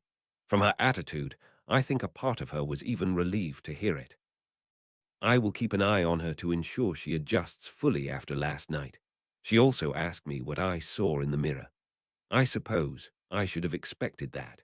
I'm afraid I brushed her off with a contrivance that I saw myself holding a pair of socks, but I think there will be no harm done. Though Holly had one last question that I found odd. She asked if James had ever worn a beard. I told her no, he had not, and asked why.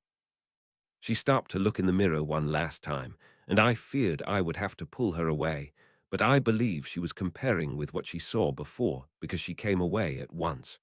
She answered me, I don't know. I guess I just imagined him with a beard. The mirror of Erist gives neither knowledge or truth. This is true in broad strokes, but I had thought that it would create a faithful representation of the thing one desires, much as a pensive does. The mirror responded to Holly's wish to speak with her parents, but I find it hard to believe that her mental image of her father with a beard was strong enough to be incorporated into her deepest desire. Perhaps she simply meant that she didn't see him with a beard and was surprised by that. But I wonder if there is more nuance to the mirror's enchantments than I have always thought. Note: consult Pensive for full conversation if needed. Chapter 24, 28 December Roman 2, Holly's Diary. From the diary of Holly Potter, 28 December I got caught last night. And not just by anyone. It was Professor Dumbledore. But luckily, he wasn't mad, and I didn't get in trouble. But it turns out he was watching me the past 2 nights too, which was a little creepy. He sounded like he could see through my invisibility cloak too somehow. I went back down to the mirror room again last night. That went okay, even though I was kind of rushing it. I brought a quill and ink again. Luckily, one of the desks was standing right next to the mirror to write on. I copied down the inscription above the mirror. It said, Erest stra eru oit ube kafru oit on wosi. I still didn't know what it meant. So then I wrote, can you read this, backwards on the parchment and held it up to the mirror. I saw my parents there again, and my mum and stepdad looked the same. But this time my dad was holding a computer tablet like he was going to type his answer. And I got really excited because I thought it had worked. But then I saw the parchment, and I gasped because I didn't just see, can you read this? The top line, the inscription, suddenly turned into words. I thought I saw what it said, but then I heard a voice say, so back again, Harley. I might have screamed a little. And then I turned to see who it was, and I screamed louder. It was Professor Dumbledore, and he was sitting on a desk just a couple over from the one I was writing on, close enough to see what I was writing. I think I said, Professor, I'm so sorry. I didn't see you there. But then I was rushing to pick up my quill and ink because I thought he'd grab me and throw me out, or I'd have to make a run for it or something, and I accidentally knocked over my ink bottle. Then I was trying to apologize for that, but Dumbledore said, I apologize. I did not mean to startle you so. And he waved his wand, and the ink disappeared. I told him, I didn't see you there, sir. Actually, it's more like I stuttered it. I think I almost sounded like Quirrell for a moment. And I was looking at the desks and trying to figure out how I'd missed him sitting that close. Dumbledore said, not everyone needs a cloak to become invisible. And I saw he was smiling, so I probably wasn't in trouble. And then he said, so, you, like so many before you, have discovered the delights of the Mirror of Erist. I told him, I didn't know it was called that, sir, he said, but I believe you now understand what it does. I had to hold the parchment up to the mirror again to be sure I'd seen it right, and I noticed my dad's tablet was gone, too. Anyway, I read off the inscription. I show not your face, but your heart's desire. So I said, then the mirror shows us whatever we want most. Dumbledore smiled wider then. I think he was happy I figure it out. He said, very good, Harley. The mirror of Erist shows us nothing more or less than the deepest, most desperate desire of our hearts. You who have never known your family see them standing around you, while your friend Ronald, who feels overshadowed by his brothers, sees himself standing alone, the best of them. I interrupted him then. I think I said you saw right, invisible. But I told him, when I held the parchment up to the mirror, though I saw my dad holding a tablet like he was going to answer me. It's gone now. Dumbledore had an explanation for that too. You wish to speak with your parents, to know them as a family. So the mirror showed them answering you. But I warn you, Harley, this mirror gives neither knowledge nor truth. If you had seen your father write to you, he would have written only what you wanted to hear him. Saymen have wasted away in front of this mirror, even been driven mad, not knowing if what they saw was real or even possible. He said the mirror would be moved today, and that I shouldn't go looking for it again. But he also said, if Yowda run into it again, you will be prepared. I'm not sure how I'd run into it again, though. If he's moving it somewhere students can't get to it. It's probably for the best, though. Ron was right about that mirror messing me up. Even Dumbledore agreed with him. I haven't wanted to do anything the past 2 days because I was thinking about it all the time. I even brushed him off from visiting Hagrid, and even the Nicholas Flamel thing didn't quite feel real anymore. Hermione's going to be annoyed if we haven't found him before she comes back. Also, I'm pretty sure now that Dumbledore doesn't know about Anthony Stark, because the next thing he said was, it does not do to dwell on dreams and forget to live. It's good advice, probably, but I don't think he knew. I wanted Tosumi, mum and stepdad, sure, but I wanted Totokto, my dad. My dad, who is very much alive. I just can't talk to him now because I've only got Hedwig. Anyway, I think it was the way he said it that made me curious, so I asked him what he saw in the mirror. Well, first I said, Professor Dumbledore, can I ask you something? And I kind of walked into that one because he said, obviously you've just done so. You may ask me one more thing, however. I actually ended up asking him 2 things, but one of them was about my family. First I asked him what he saw in the mirror, and he said something like, I see myself wearing a pair of thick woolen socks. One can never have too many socks. Another Christmas, and I didn't get a single pair. Everyone always insists on giving me books. That was pretty obviously made up. It was a very personal question after all, but I still kind of want to send him a pair next year. The other thing was, just as we were leaving, I thought of something and I asked, Sir, this may sound odd, but did my dad ever have a beard? Dumbledore was surprised, but he said no, he never did. He let me stop long enough to look in the mirror one more time. All 3 of them looked the same as before. I'm not even sure why I asked. Dumbledore wanted to know why too. I told him, I don't know. I guess I just imagined him with a beard. I wasn't ready to tell him about Anthony Stark. But I guess I thought if I knew for sure what my parents looked like, the mirror would follow that. I'm not sure it helped, though. James, or the one I think was James, already didn't have a beard in the mirror. If I'm right, that confirms Anthony was the one with the beard, but looking back, maybe I just didn't understand how the mirror works. I can just ask him for a photo with his next letter, though. One more thing. I asked Percy, and he said Voldemort is spelled with a T like in French. I figured he'd be the most likely to know. He still about jumped out of his skin when I said the name, though. He also looked a little weirded out when I told him I didn't know how to spell it, but he knew the answer. He told me not to go around writing it casually, though, or people might get the wrong idea. But I don't see when I'd need to besides this diary anyway.